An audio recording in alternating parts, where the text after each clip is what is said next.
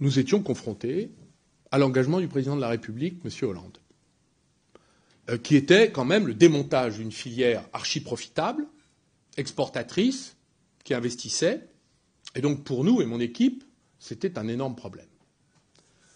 Notre analyse était que l'engagement du président de la République ne pourrait jamais être tenu parce qu'il menait à l'impasse. Je vous le dis franchement. Il était impossible de réduire à 50% en 13 ans sans fermer 2 réacteurs par an.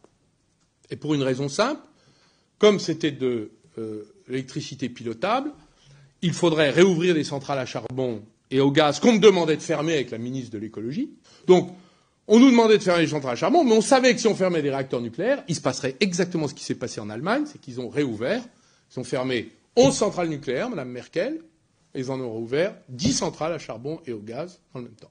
C'est exactement ce qui risquait de se passer, et tout le monde en avait conscience. La Belgique est exactement en train de faire la même chose. Et en même temps, il n'y avait pas de capacité de remplacement par les énergies renouvelables en si peu de temps. Je rappelle qu'un réacteur fermé, nous en avions fait l'analyse, c'est 800 éoliennes à installer par réacteur. Donc si vous fermez, où est-ce qu'on va les mettre?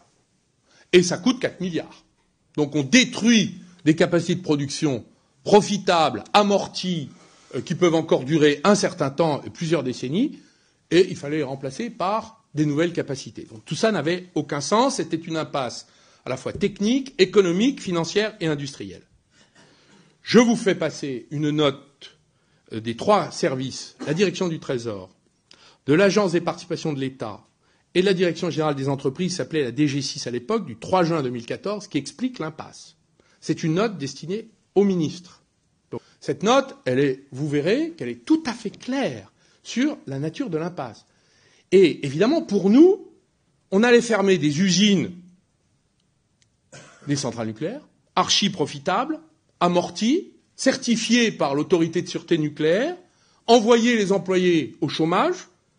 Donc c'était de la destruction de valeur pure par bêtise politique.